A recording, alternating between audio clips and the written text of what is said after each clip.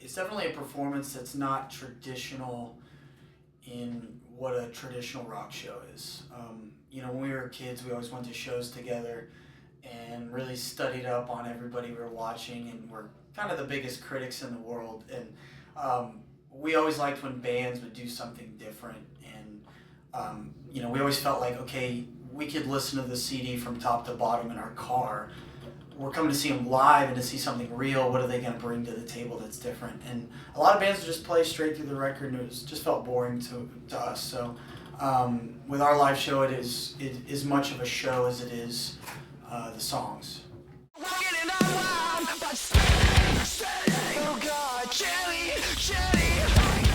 Yeah, I was a drummer originally. I started playing drums when I was 7 years old, and I met Daniel, the bass player, and Mark, the guitar player, when I was in 7th grade. And so we've been playing together for years and years and years.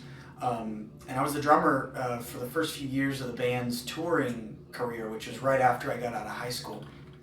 And we went through a few different singers, and at some point it became kind of clear to us that it wasn't really going to work out with anyone, because I had too much input and wanted to, I guess, be a part of and control the direction of the band, as well as the vocal melodies and the lyrics. And so I found myself doing a lot of it, as well as the other guys. And so I was like, well, at some point I just said, I'm going to sing. It's going to be easier to find a drummer than a singer.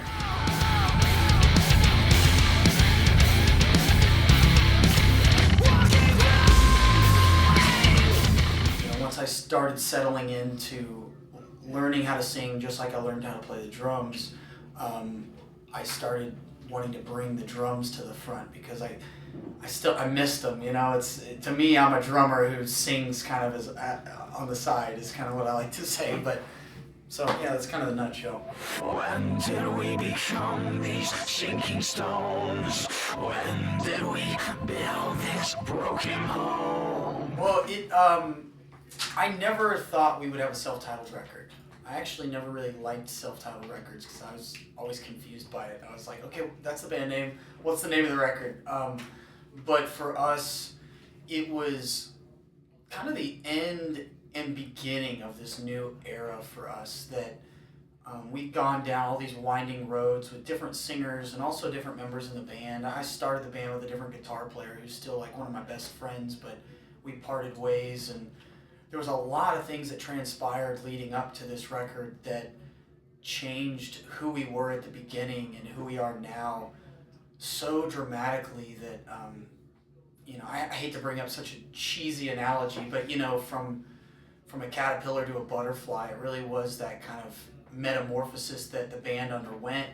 And we felt like an entirely new band, but we still felt like deep down inside, the band that started as nothing more. So we weren't going to change the name, but we felt like the record encapsulated everything that we'd been searching for, as far as our sound and who we were as people and life, and like our views had all just kind of matured and come to this resting place that finally felt like, okay, this is who we are and this is who we're going to display nothing more to the world as. So we felt like self-titled just made the most sense.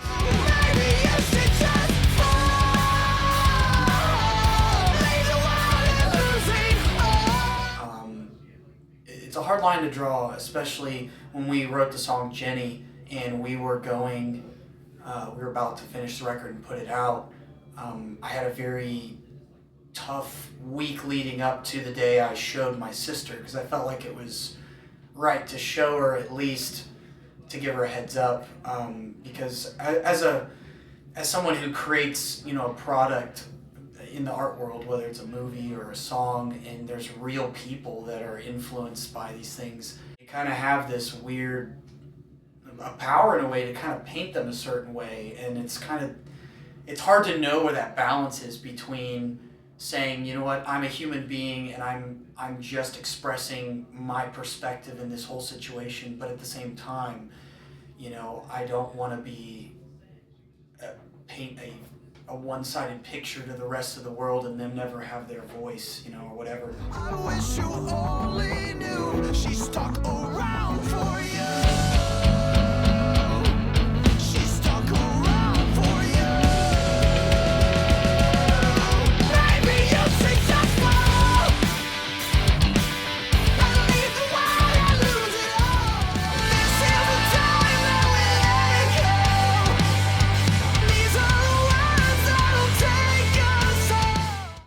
grew up in kind of a Christian home, so they kind of kept the music, like I was a little bit sheltered and I only had access to a lot of Christian bands even growing up, like Petra and White Heart and freaking Striper and all that kind of stuff, you know?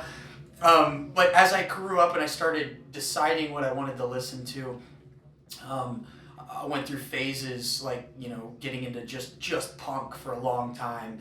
And even though I don't listen to that much punk to this day, I like the attitude of punk and the social, like, societal, like, commentary that punk kind of does. But you don't hear a lot of punk music in our music, but you hear a lot of the attitude. And so I got real into metal in all its different versions. And then I got further, you know, into opening my mind to every other genre, such as jazz and freaking hip hop and all these different things. And where we land at now is kind of a wide variety of things, from Rage Against the Machine all the way to electronic artists, you know, from Noisia to God, I don't even know, Imogen Heap, to back to Nine Inch Nails to I don't know. It's all over the place, but it's hard because we're so influenced by different aspects of all these different artists that when I tell people, sometimes they're like, "You really listen to that?" I'm like, "Yeah, but I only take this part of it. I don't really like everything about it. You know, we kind of pick and choose what we like." So.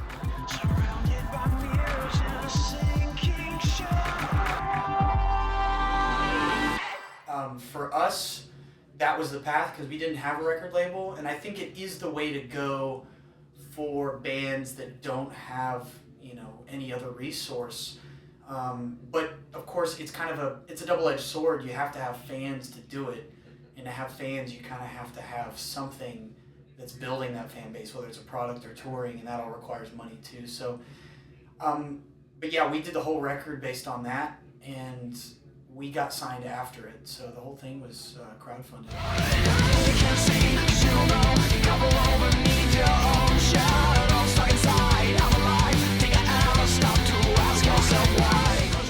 It was one of those things of like, you know, everything's getting shorter and shorter, and everything's turning into this soundbite culture where everybody's ADD, and we feel like while there's a truth and a reality there that we have to cope with and interface with and be aware of, at the same time,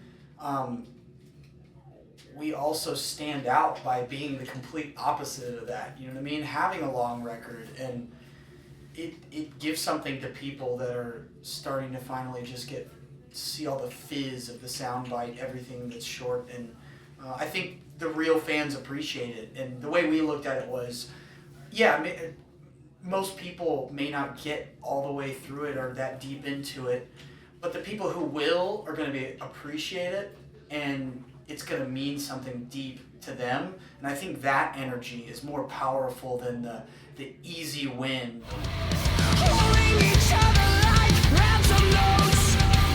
They're hopping on to grip our brother's throats. Let me think. Can I pull up my Spotify? Sure. On my iTunes, like sometimes, because I go all over the place with what I'm listening to month to month. Sometimes it helps me to look through and go, oh yeah, this is. Well, I wouldn't call this metal, but it is.